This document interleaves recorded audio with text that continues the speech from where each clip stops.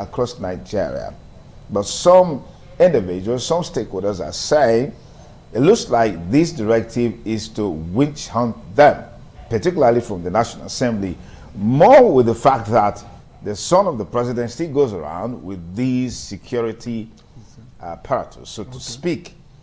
Someone said because he's, okay, we have the first son of the federal, that's office of the first son of the Federal Republic of Nigeria.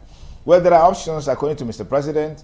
They can reach out to the Nigerian Security and Civil Defense Corps to get some reassignment. But the Nigerian Security and Civil Defense Corps, they are also now overburdened with the demands for security cover, as it were. Well, that's on the one hand. Let's quickly move on to other stories that we're following on this segment of the show. Nigeria is currently grappling with severe, widespread insecurity, a situation that's led to overwhelming support for establishment of state police as an avoidable solution.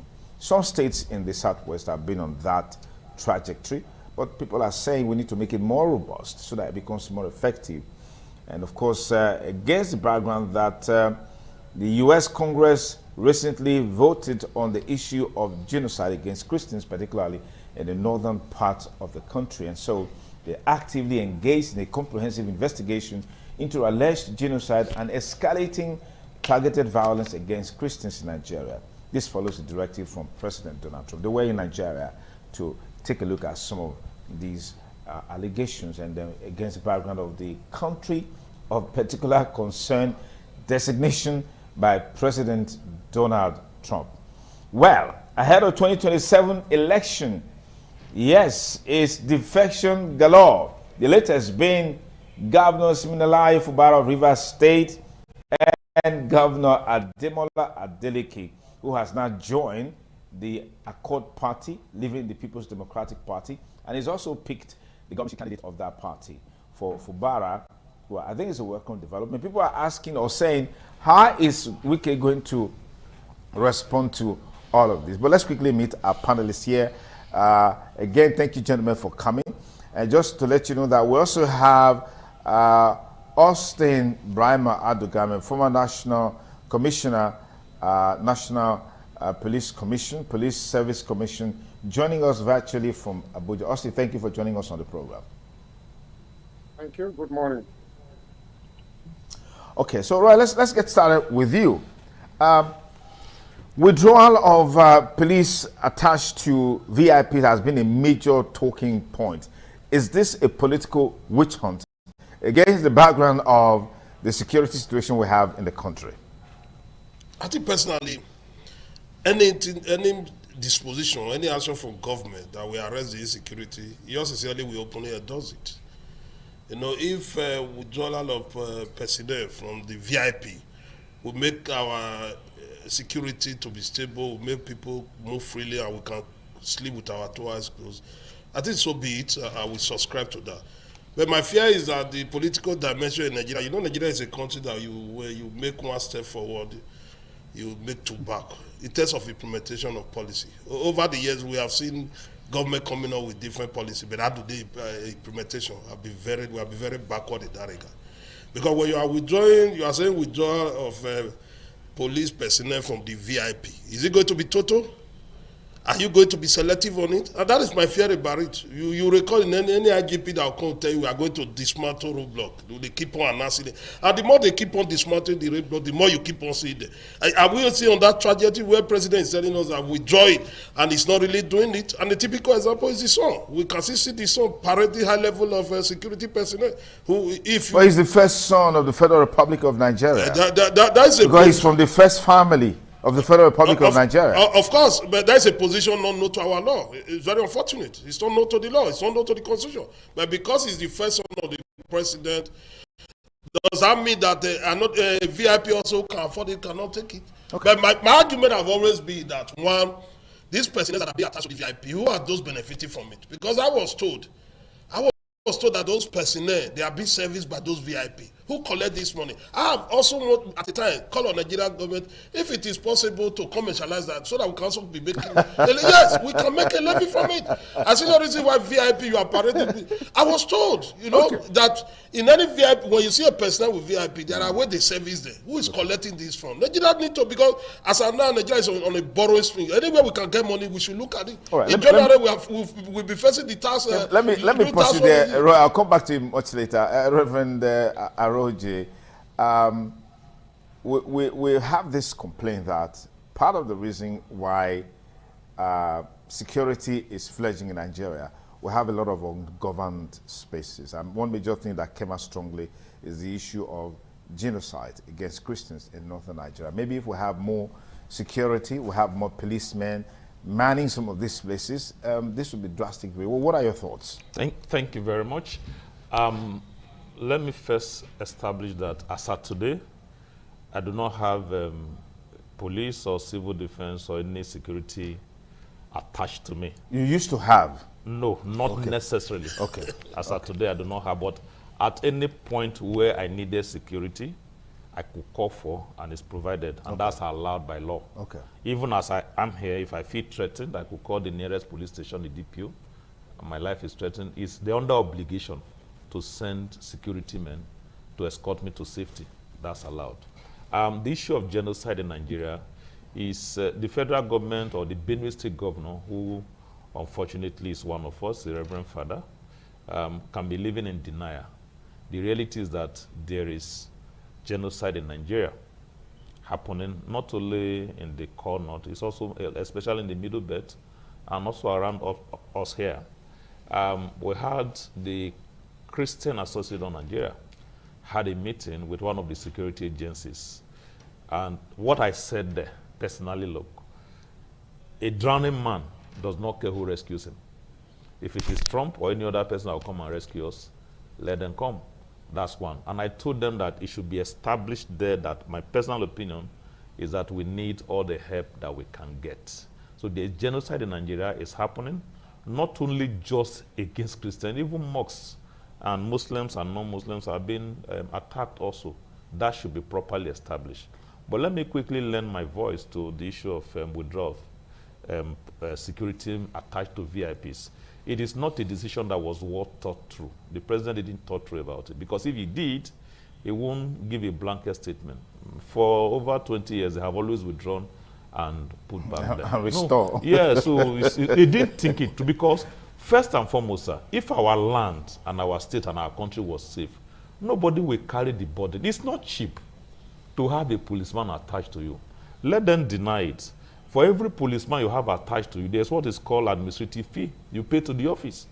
Then before you now pay the personnel their allowance, it's who collects the money? It goes to the big guys. So that's why Roy was talking about. Yes, even now. Let's commercialize it. Even now that you are saying that we are withdrawing, people on the road checking. Those people checking are also looking for money. So it's a thing. Who is losing?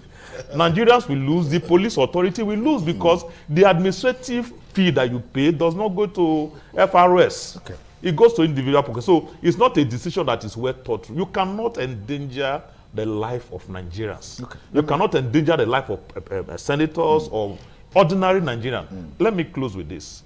You're under obligation to provide security for example, for campuses, for university campuses or churches or business organizations. Now, the men who run the organization, you say they cannot have police. If you provide security for Uniben, you say the VC cannot have the police attached to him. If you provide army, civil defense, police for construction companies, those people who are looking like former prisoners in their country, who are here working as expatriates, you provide security for them, and you say a bona fide Nigerian like me or like you cannot have police. It wasn't thought through at all. All right. Those who need it, who can afford it, should be given security so that they can have safety. President Amengo, is it like politicians are afraid of their sins, and that's why we're seeing these reactions and castigation of this Mr. President's decision? Because they say if our politicians are performing, living up to the expectations of the people in terms of development, I mean, we talk about the fact that roads in the country, they are completely comatose, and these roads are supposed to have been done, well, probably the level of insecurity probably will be reduced. I'd like to get your thoughts along those lines. Well, thank you, Duke. But my take on all this is that even God, there are certain people who see God. The Reverend will justify that. Other many angels, they don't see God. God is also protected. So human beings in positions should also be protected. Are you saying that Mr. President, who wants to go to the market or shopping center, she just go alone without any person protecting her or appearing to be protecting her? So with all these hues and cries of let us remove the police from VIPs, it's not the problem. The problem is ours. We have just come to this stage we are now in this country where we cannot establish why we came to this position. I visited Sierra Leone recently. The policemen in Sierra Leone, they don't carry a gun. All of them, they just go in the street. They don't carry. We people, our people in Nigeria are thieves. They are people looting treasuries. That's why they are afraid of them, of their lives. They don't do that in Sierra Leone. They don't do that in Rwanda. I've also been there. So this issue of saying withdraw police, you cannot, because you will be endangering their lives. The senator's life, the governor's life. Also withdraw. Also withdraw from the president. Also withdraw from governors. All of us are equal before the law. So let's not go there. Well, it has approved the employment of about 50,000 more to fight against insecurity. Well done. That's what we are waiting for. We have enough police, we have enough soldiers. Don't you see soldiers just not doing anything in their barracks? Policemen, the same thing. We should deploy them to the Sambisa Forest or to Niger. Okay. So it's not this problem we have. The problem is complete reorientation of Nigerians. We are very bad though. You don't know until you actually go into Nigeria. We are very bad. We do need security for those who deserve it. Yeah. That's where I come in. But it's not for every Dick, Tom, and Harry. Okay. But those who deserve security should be given security. But now we are happy because we have what we call vigilante. If you don't want police, go and employ a vigilante to stay with you. At least you dress, and that kind of dress will make people run away coming close to you. Yes. And when you're having events now, you put them, they call them what they call the bouncer or bouncers. Yes. You see them looking so huge, and you cannot push them back. That's security, isn't it? Yeah. Leave our police alone.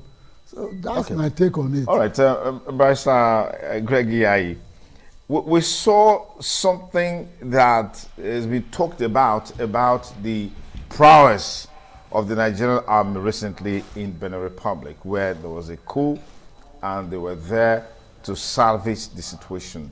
What does that really say about the strength and capacity of our security agents in terms of dealing with insecurity?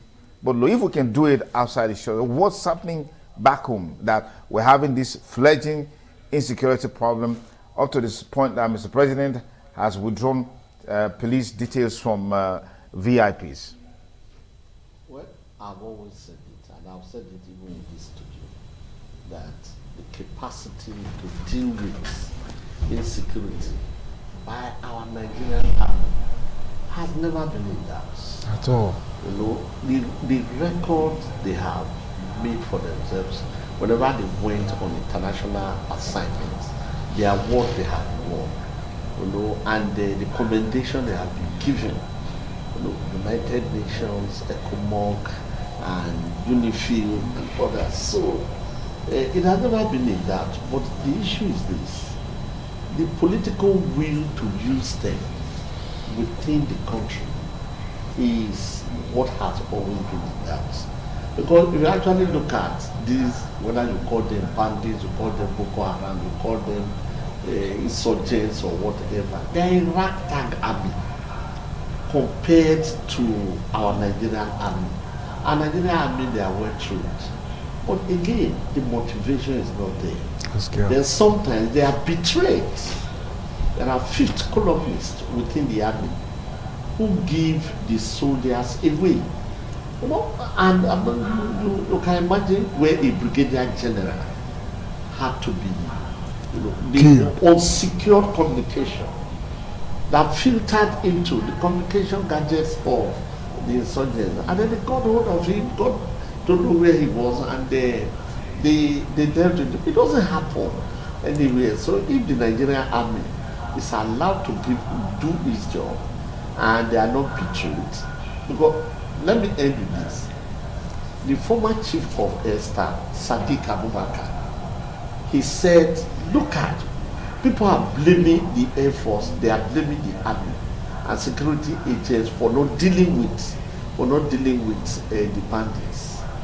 He said there was a situation in Niger State where they located 6 places where the bandits were, and they got ready to go. There was no aviation fuel for the combat aircrafts. He shouted, he requested. He said he's saying this publicly. What's still in office there? Because none of his boys can say it, but he's saying it. He said, what do you expect an Air Force pilot to do? Without fear. No aviation fuel. He said that is a country that is blessed with enormous oil reserve.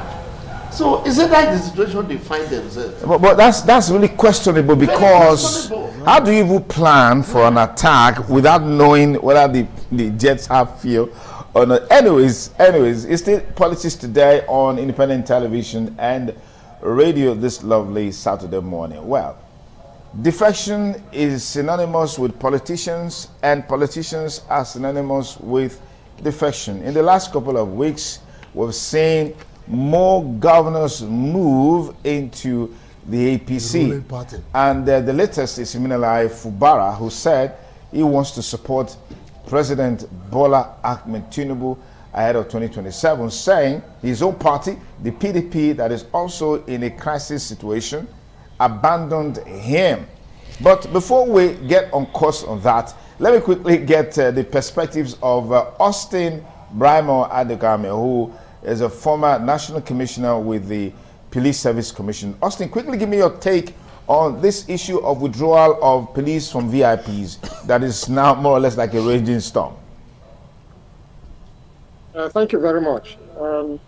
I think it's a matter of policy. We've always had this penchant for enunciating very beautiful policies, but in implementing them, we turn around, we go the other way. Withdraw police men from VIPs. It doesn't even look, on the surface of it, it looks nonsensical. Why VIPs? How many policemen do we have per Nigerians? We have just about 375,000 police officers, policemen all over the country, in a population of over 200 million.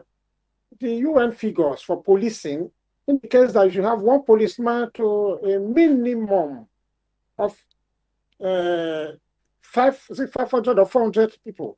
If you divide our population by the number of policemen we have, you realize that we are far below. So even if we have 1 million policemen in Nigeria today, we would not be able to provide the required figure to police Nigerians, to secure Nigerians. So we are far below. Every year, policemen are dying, some are retiring. And some years we don't do recruitment. You find out the recruitment we've done during the Buhari's government, they say 10,000. 10,000, it was only done 4 times. So 10,000 short. This present president has authorized the recruitment of 30,000, but I think it has been upgraded to 50,000. If it is done 50,000 per year, would that give us enough policemen? So we don't have enough policemen to police the population. Now we're talking of VIPs. If a poor man is unsecured, how will a rich man be secured? How can I be looking for security when people in the streets are unsecured? So that is not that. There are constitutional stuff, I won't say negligence, constitutional negligence. If you go to the Constitution and the provision, the Act provided for Police Service Commission, you find that it was clearly made for what you call supernumerary policemen. These are supposed, constitutionally defined, to protect VIPs. Do we have them? No. What they did was to provide some elementary approval for banks and some other powerful industries to engage supernumerary policemen. This is a constitutional provision. We are supposed to have proper recruitment of supernumerary policemen because it's constitutional, and that is where the government is supposed to derive revenue. Every CP in the state is supposed to organize recruitment of supernumerary policemen trained by Nigerian police force in police colleges for a period, and with pistols, short arms, we call them pistols that don't go too far. These are the people that are supposed to be attached to VIPs and to guide public buildings. That is what the Constitution provides. There's a role for them. Do we have supernumerary policemen? And the payment for their services is supposed to go to national coffer, not to the state CPs. Supernumerary policemen. So they have to guide industries, guide VIPs, attached to public. These people use them are supposed to pay money to the national treasury. Then you now have the third layer, which is what we call yellow fever. These are the ones to provide road services, secure our roads, but instead, because we neglected this, I started creating road safety, I started creating civil defense. I said now we are talking of forest guards and all that. Meanwhile, I'm happy we have very renowned lawyers and experienced analysts in the studio. Go through the Constitution and find that we have been provided the leeway for these things to be done. But instead, we are not. Every president that comes in, every authority that comes in wants to secure security around himself by doing things in his own way. I mean, the Police Service Commission is almost comatose. That is a constitutional body, not an act of the National Assembly, constitutional body. The roles of that body is fairly spelled out there. If we follow it, Nigerian police will get the best police we want in the world. Because everybody in that commission where I was served has a say. We have 6 commissioners representing each geopolitical zone. And they ensure that there is equity, that the rule is followed, that everything Constitution has defined is put there, so that we can have the best police recruitment, training, and all to meet our requirements and standards. Thank you very much for that very, very robust, useful insight into the conversation. Let's go to the issue of defections that we've seen in recent times. I want to start off the conversation with the Rivers State situation, where SAME has finally joined APC. I was somewhere else today, and someone said, you know, to be safe in Nigeria politically, you have to deploy the Wike model, which is put one leg in APC and put another leg in PDP. So what's next for Rivers State now? SIM has defected. Let me begin with you, Roy. I think Fubara, the defection was. I think it was. To me, it's a late movement for him. He's supposed to be very much proactive more than this. You know, I have suggested to him, if you recall, over 6 months ago, that was the best time for him to go to APC. Because considering the boss who have decided to tag him in name, you know, the man moving at this material time, it's also good for him politically, but the acceptance in terms of how is the national body, are they accepting him? Can Wike, the master now, the political Maradona in Nigeria, one of the strongest personalities in Nigeria now, you know, what Wike have demonstrated for some time now, nobody have done it before, where you have to eat your cake, you have it. It's only Wike who have that capacity now. And it's very strong politically in Nigeria. You know, we don't know how the president is looking at the whole, because as of today, Wike is very dear to the president or presidency. In terms of they are using him, it's getting result. They have able to collapse the structure of PDP now. Now PDP is not sure whether they will be able to have a candidate in the next election. You know, therefore, when you look at a critical analysis of all of this, you will agree with me that I look at the game and see 50-50. Where Fubara is in APC, Wike have been giving us assignment, you have to destroy PDP. Therefore, they are still on the same level, whether you like it or not. There is nothing unusual about the move. Okay. But my fear is the man in the Osun State governor. His movement to occur. You know, I think I did a video on my page where I have to address him about 3 weeks ago that I see no reason why he should be contesting for second tenure. Because where we are in Nigeria today, if we want to tell ourselves the truth, I don't see him winning second tenure. I see him as a man who's going to labor, he will labor in vain. I hope he have to quickly adjust. Going to a core party, where is he bringing to the table? I didn't want to do that. You left PDP, APC did not accept you, and very just now we saw what happened between the first lady and the governor. What does that show to us? Some of us who are watching from this also know that it's a low for him. He have no reason contesting second tenure. I see no, he's supposed to even remain the PDP to just finish the tenure, then move it to APC. Okay. Move it to Accord. Okay. There is no way for him how he cannot make it. All right, Reverend Phil, is it correct to say that the political imbalance in Nigeria between the North and the South is fueling these defections from other parties into the APC ahead of 2027? You know, politicians will say, there is no permanent enemy, there's no permanent interest. I mean, permanent friend is permanent interest. Yeah. But what politicians should realize, apart from the law, there should also be morality. You cannot have a permanent champion. But what politicians does is that they want to hold an office, leave the office, and remain champion. That's what Wike has done to Rivers State, which I do not agree with him. I mean, you were governor for 8 years, and then haven't helped to install a successor. You move on to your assignment and allow the man have his way, but he wouldn't let that happen. I do not think that it is proper for us to have one political party nation. That will not help us. What we needed was a 3-party system, or minimum of 2, so that a little to the left, a little to the right, we can have a balance. But ahead of 2027 election, this is 2025 ending, they are aligning and realigning, not because of the interests of Nigerians, but the interests, their personal interests. That's where we are. PDP had been destroyed, unfortunately, and was one of the strongest political parties in Africa. If you weigh the actions of PDP and APC, when PDP was in power at the national level and when APC is there, I do not want to say some certain things. You can judge for yourself which one was better for Nigerians. But however, it is not even about the name of the political party. It's about the actors. It's the same set of people who have made 70% of people who are in APC today were in PDP. Apart from the very few like Comrade Adam Shoshomole, the president himself, and very few persons who was in AD, AC, ACN, and all the rest. 70% of those in APC today were all in PDP. So it's about their personal interests. You mentioned along the line, I don't know whether it was when somebody mentioned about the issue of bad road and all the rest. You see, the political imbalance you mentioned between the North and the South is the South that is suffering. Do you know that some of this affliction, bad roads, kidnapping and all the rest that we find on the road in southern part of Nigeria, you don't find it in the North?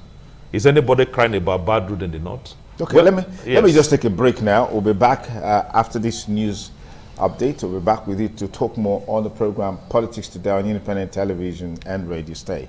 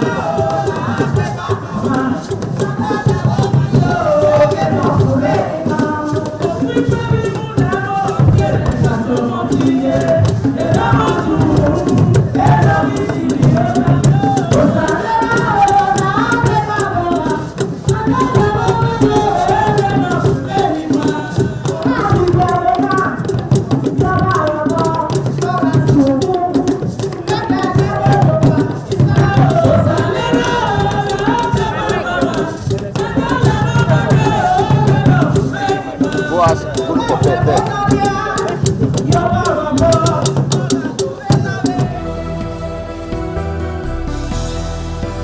That's a quick check on some of the top trending stories from our newsroom. We'll continue with our conversation on politics today.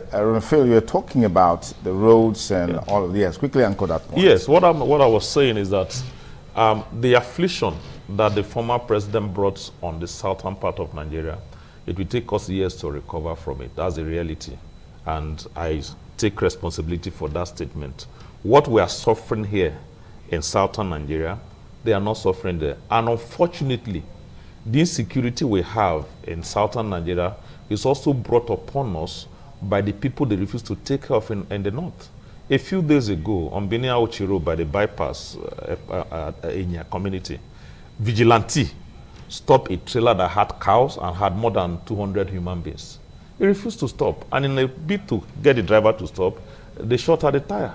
And then these guys came down and took over the road and locked the road for 5 hours. I'm saying 2025 in Benin City.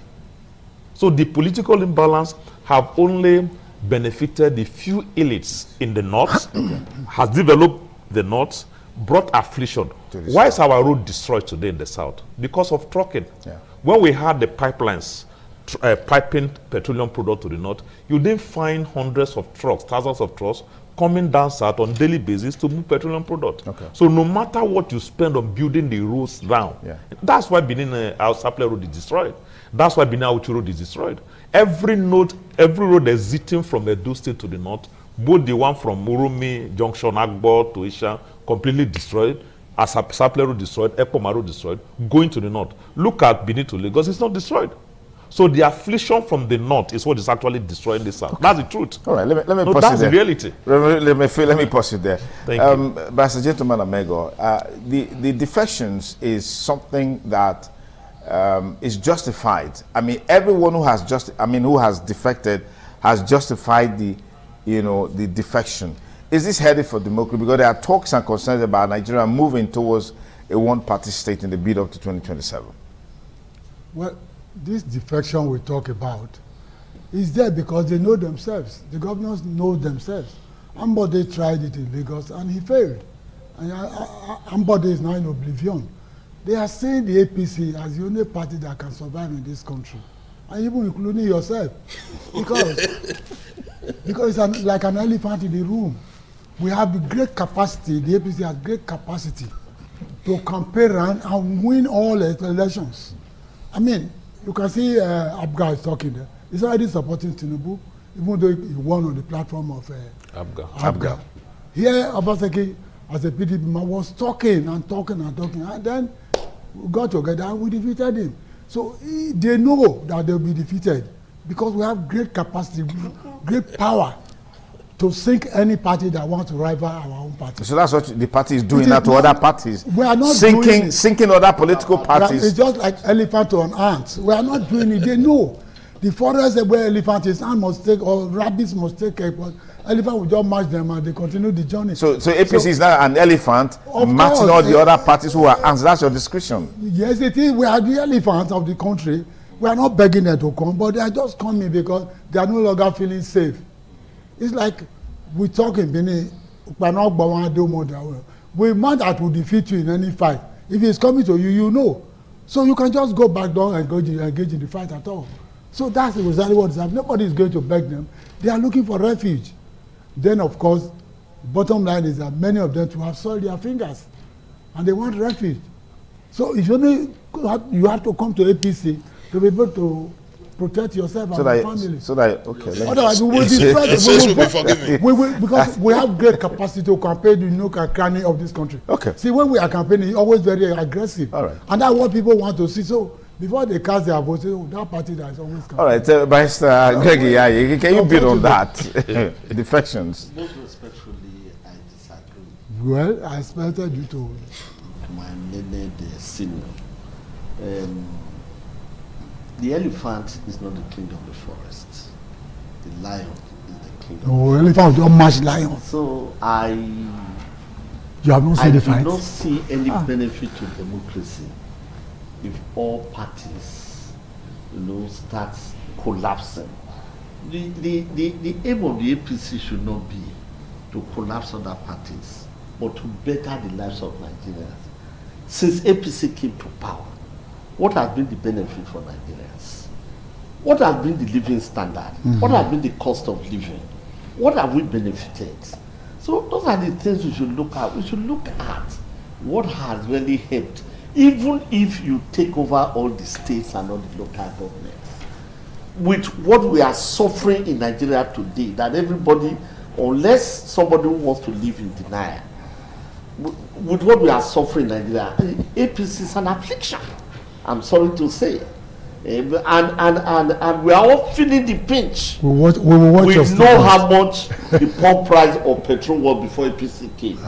We know what school fees in federal government institution was. We know what the cost of communication was. POS transactions, banking transactions. There's no part of life that APC has not really wrecked for Nigerians. So I am saying they should concentrate on governance, not on politics. Okay. Austin, is it true that the ruling party has abdicated governance to focus more on politics for 2027? Because that seems to be what's at the center stage every time, every day. It cannot be. It's funny. It's funny. I enjoy listening to those who like to blame the ruling party. It's like a football team that have been doing well. Let's look at Chelsea. Chelsea was a super team. Man U was a super team in EPL. They were winning. They had all the supporters. And then suddenly something went wrong. They start losing. The supporters start moving to support the winning team. And you go on to blame the winning team. Say, you are doing too much younger, or you are collecting our supporters. How does that play out? You have to organize yourself. We know, I expect PDP members to sit down and begin to ask where the race is between them. When Alhaji Atiku Abubakar, former vice president, with due respect to him, decided to challenge the zoning formula, how do you expect the party he was using to survive? That wasn't led to G5. We should all look inward and know where our problems are, rather than looking at archaic economics. What was a bag of cement in 1960? Is it what it is in 1970? What do we buy? What was a dollar in 1990? Is it the same today? Let's not look at politics. APC has wrecked Nigeria. Actually, it's very funny. What we see have today is that the same Atiku Abubakar that challenged the zoning, it was the turn of the South. He said he wants to run. Some party members went against that. And that is where Wike became empowered. That has become a behemoth today. Wike said, no, he organized G5. I said, no, it must go to South. After that, now, it's the same turn of the South to produce the president for another 1 term. Atiku Abubakar is insisting he want to contest. And then he has moved from PDP. I don't want to say destroy PDP. PDP members are not interested in that. Instead, they are not interested in trying to look inward and see how the problems can be resolved. He has moved from there to ADC. People are following him to ADC to contest and say, challenge the South. Why can't we solve our problems? Look inward. That is my own. I'm not good at doing all this political analysis. If we talk about professional analysis, I enjoy it. But when people are talking politics outside, it's funny to me. I just enjoy listening. So I think PDP members should look inward and solve their problem. Leave Wike out. Wike is a man who believes in the law, and he uses the law to his own advantage. You can fault him, you can hate him, but Wike is such a person. I enjoy listening to him. I like his how he likes to stand on issues, and let everybody fault his stand on issues. That's for Fubara. Well, I think yes. Good morning. We have our phone line open 08077770300. Hello, caller. Good morning. What's your name and where you calling from? Solomon Ataga. Okay, Solomon. I'm glad that the analyst in studio there used the new parable. Let me analyze the parable again for you. Which of the analyst? You understand? If you are writing results, you are not the one to mark your result by yourself. Okay. They are not the ones to say they are elephants, they are giants. And the elephant is the side of the citizens. What can we celebrate there? The insecurity, the fuel subsidy is gone. At least the past government you claim to today, they will be able to secure the citizens. The issue of defection, me as a common Nigeria, is political screening. 2023, we all see what happened when a party with no structure shocked the nation. That's why I come around. So those are not our panic. Okay. Our concentration is INEC doing the right thing. Let the election be transparent. That is what concerns the common citizen. Right. That's my take. Solomon, thank you. Thank you for your contribution. 08077770300 is the studio number. Good morning, caller. What's your name and where are you calling from? Good morning. Good morning. This is Advocate. I'm calling from Igwe. Advocate, it's been a while. How are you doing today? Thank you for joining us. Go ahead, please. Yes, I've been watching, I've been viewing your submissions. All along, I've been watching the television. Only that sometimes when I call, it doesn't go through. Okay, go ahead. Just go ahead. Well, I appreciate all your guests there, but the only thing is that some of them who might do team are tending to be too political. All of them there, they will have been behaving like other statesmen. But I'm only disappointed in one now who is tending to be too political. The one I used to know.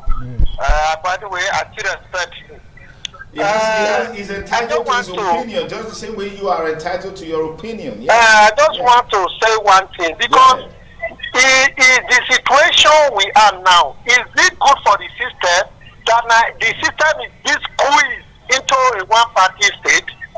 If PDP knew that things can be done with impunity, that nothing will happen, they would have done the same. They didn't. But see where we are now, people are just, the judiciary is the other woman's control, INEC is the other woman's control. The system is not interesting at all. Thank you. All right, Solomon, thank you, Dr. Advocate. Thank you for joining us on the program. We'll take one more call and then we'll be back to our panelists here as we begin to wind down. Hello, caller. Good morning. Welcome to the program Politics Today on Independent Television and Radio. What's your name and where are you calling from? Good morning, my son. You talk about the Great online. Ultima the Great. Go ahead. Yeah. Yes, thank you, my brother. Yes, it's quite unfortunate. What the Church of Father in Nigeria, Giants of Africa, who take it here and there. And the president Kumalek had ordered that security remove from the VIP. And up to today, nothing has been done. And it was said that the leadership will give an example. I want to ask the Tinubu, he said his son among the VIP, that he's moving around with security here and there. So this is VIP people, all this is very important president. So they look at it as he called it moving security here and there. How is that he will do their own, being the servant of Nigeria. Let's see. And coming to the future, let me continue to the face. People that this take over the president of the APC and even weekend, but not more than 250 million Nigerians who will vote, who will vote. If I vote can, all the questions don't mean anything to me. So then they do this including to die in my own. Thank you. Have a nice day. All right, thank you, Automatic Breaks. As we begin to call it around, let's quickly talk about the state of the nation. I've heard some of the defectors say President Bola Tinubu's performance is encouraging them to defect. Is this contestable by you, Roy? Of course, any man who wants to commit suicide have a reason to do that. They always tell you there are reasons, you know. But the issues are very direct. Nigerians will know more better. And I will continue to encourage Nigerians to remain undaunted. This is not the first time we are passing through this road. I recall as a very young man, you know, as Kasi recall vividly, during the time of Abacha. 5 political parties, everybody were supporting him. Abacha became so popular. Even when people on the street knew that Abacha don't have anything was offering Nigeria, all the whole political party, they say Abacha, without Abacha, some persons said they will kill themselves, some persons were made, at the end of the day, God in his mercy was able to rescue Nigeria. Very just that PDP came up, but I told us we will rule for 60 years. Where is the PDP now? They are struggling to be an NGO now. Therefore, the situation continue. I just want Nigeria to remain very continue. Let us remain focused. Let us not give up. All these things we are seeing now, in another 10 years, we'll be discussing another thing. And I can assure Nigerians that if we don't give up, we'll be able to get it. Who are those who are defeated? Who are those who are the campaign? Are the politicians? We on the streets, we are larger in number. We have the number. We have the strength. This is not a time about elephant. when it matter most, I have watched a scenario where elephant have to be running for his dear life. I have saw it. This is not time to say elephant. It's the time for Nigerians to say, let's take our country back. When Nigerians are determined, we will get it. For here, if we are to do election here, the strong party cannot win us here. And the records are there. You have to take inventory. Go to the market, sample opinion. You go to anywhere you find yourself, go to just sample opinion. From there, you cannot know that where we are headed to. Let politicians, it's not enough for politicians to move. In this part of the world, we have nomadic politicians. They continue to move. They will move and go. Some persons, you record during the time of Oshiomhole as a governor, you come under 24 hours, a particular commissioner was in two political, under 24 hours, he contested, he campaigned for two different political parties on the podium in this state. At the end of the day, Nigeria remain, Edo State remain. Nigeria will continue to vote. Reverend Phil Aroji, let me get your perspective on this. We are quick to point accusing fingers to the center. It's on record that today, states and local government are earning more, receiving more. Are we being fair in making these analyses in such a way, manner that the center keeps getting all the bashing because of the socio-economic situation in the country? Thank you. We know that states. Thank you very much. No, when you say, you see, you have to be fair to all. When you say the state is earning more, local government are earning more. Let's assume Edo State was earning 5 billion. I will now earn times 2, 10 billion. Am I correct? That's the earning more. Yeah. Ditto for local government. What you should ask, what was the value of 5 billion 5 years ago? And what's the value of 10 billion today? So even former governors, when they are saying that, I wonder what they are saying. Yeah. What 10,000 could buy last year, can 20,000 buy it now? No. So even if you have more money, the value so when you say the president is giving the state more money, what is the value? What was the cost of constructing 1 kilometer of road then, and what's the cost now? So we must be objective in blaming people. As for federal, why we blame the federal? Because all the money comes to them. I stand to be corrected. The reality is that as of today, but for the intervention of the current governor, I need to be corrected. Can anybody tell me what project today that is being funded by the federal government in Edo State? One. Whether it's road, whether it's building, whether it's edited, one that is being funded by the federal government with all the money they are earning. Benin Sapele Road is being funded by the state government. Benin Agbo Road is concessioned. Benin Awuchi Road is tax rebate from BUA. Ewu Agbo Road through Rumi is being funded by the state government. What is the one project that the federal government is doing in Edo State today? We can't fight them, but the reality is that it should be said. Okay. Whatever the federal government is earning, not one dime, to the best of my own knowledge, and I stand to be corrected, is being applied to Edo State. And nobody will tell us not to talk about it. We should blame them because they control the police, they control the army, and the state is the one buying vehicle for the police, buying vehicle for the DSS, buying vehicle for the army. So all the money that they are earning, where are they applying it to? Okay. All right, let's pause there. If you ask me, who I go ask? Maybe we can ask Barrister Mego. In terms of impact, economic impact, the quality of life of Nigerians, are we better today as a people? Well, I think the Reverend has said so much, and he's putting me in a box. Don't box me. No, I didn't say so. Well, we are doing our best. We are doing our best. Definitely. Sorry, sir. The president and the governor are the same party, so. Yeah, that's what I'm saying. And the governor is helping him. For Edo people to he'll be reimbursed. They are together. Okay, Pueblo is working very hard. He will be reimbursed by what he is going to do on federal roads. Well, to say what is the impact of the federal government in Edo State. As at today. It pierced my heart. And I quickly look around. I went on navigation, meta navigation. Oh, is the federal government doing this? While you were talking. Yeah. I couldn't really. Not one. I couldn't really mention one. Not one. However, they are coming. The opportunities they get. When we vote 2027 massively, he will come and do some other projects here. But the problem is the president's popularity not waning as a result of this challenge? Yes, Duke. This is what everyone is saying. We just come here and say something like this. But on that day, they too will vote APC. No, we don't. As to who will vote for, that's not an issue. No, it is. It's an issue. No, for me, it's not an issue. Okay. Now, what we are saying, what is happening as I say, okay, why are they defecting?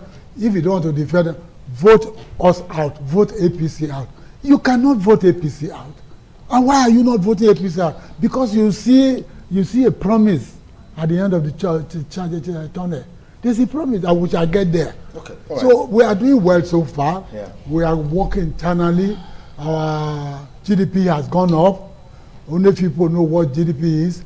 Farmers will now be going to farm with a lot of implement here brought in by. And the panelists are waiting for them. We will do well. Okay. All right. Barrister Greg Yayi, is the popularity of Mr. President, will it suffice for 2027 against the indices on the ground? It's only INEC I'm looking at. Exactly. Because free and fair election. Yes. You know, if it were to be in Nigeria, there's no way Donald Trump would have won the election. And this is what we are saying, that democracy is at risk in Nigeria if you don't have free and fair, credible election. If you want to know how popular the president is, ask the market woman, ask the students, ask the civil servants, ask the transporters, ask the members of the Manufacturing Association of Nigeria and the business concerned. And I guess the answer is going to be unanimous, and that answer is blowing in the wind. Okay. And I'm sorry to say it's not likely to be in the positive, because how you measure the impact of a government, how was my life before the government came on board? What is my life now? And if it has not made any positive impact, you know, we are even talking of going to the farm to go and meet who? The bandits. We are all seeing that people are talking of territorial sovereignty when Donald Trump is thinking of intervening. If we cannot help ourselves, do we not cry? All right, let me take a last comment from Austin Adogame in terms of the build up to 2027 as it relates to the popularity of Mr. President, even in the North. I'd like to get your take on this, which they say is waning seriously, and that will pose a big challenge to him in 2027. Is this correct by your perspectives? It's not correct. It's not correct because we keep making the same mistakes. Listening to my big brother there in the studio, the same mistakes we make: market women, students, manufacturing, all these people you have named, they are the least voters. They are the least. Maybe survey has not been done in your place to see that some of these students that make a lot of noise hardly come out to vote. You'll be surprised that these market women that organize themselves as NGOs have a prize. It's very easy to buy them. Those manufacturers, those people you talk about that have views, their views are so susceptible because they have a stake. But do they come out to vote? You know those who vote? The silent majority. You cannot even reach them. Some of them are illiterate. They just carry small radio and listen to announcements. These people that you have not even mentioned are those who really vote. So we keep making the same mistakes. And the politicians know the price of every group, and they know how to reach them. So if you think Bola Ahmed Tinubu is not a politician, they're taking that his popularity is winning and he's not likely to win, then it will shock you. But if he's a politician, if he's a Nigerian politician, like my elder brother said there, it's very funny. It's a very funny thing. Nigeria is a unique place. Our policy is out of America. Hello, caller. Good morning. What's your name? Good morning, Director. Yes, good morning. Good morning. Go ahead, please. JB Dennis, go ahead. That's the question that the one of the presidents is asking there. The concern is adopted. When I was growing, look at the same hotel with the theater. That's why for the personnel goes to Australia, good for Nigeria. Now, everything is gone. That's why that you say that for Nigeria to buy things, so they are seeing the benefit of everything is gone. If the subsidies were done to that the excellency system of the world, where those money that is given to build back and this over, most of the construction that is doing in there. The line is breaking. We can barely hear you, and my time, unfortunately, is up. But I want to thank you, JB Dennis, for your time. Austin Adogame, thank you for your time. Ron Rivapo, thank you. Reverend Phil Aroji, thank you so much. Thank you, sir. Pastor Mego, thank you very much. with the Big Elephant Party. Thank Oh, you so I much. don't know. And then, of course, Greg Yayi, thank you for joining us. And that's the program for today. For this week, be sure to join us next week, Saturday, on a fresh installment of Politics Today. Bye for now.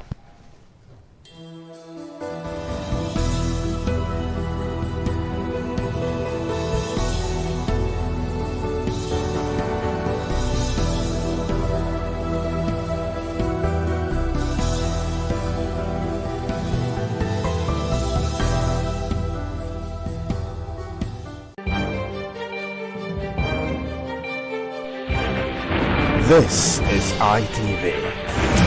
Certainly the best.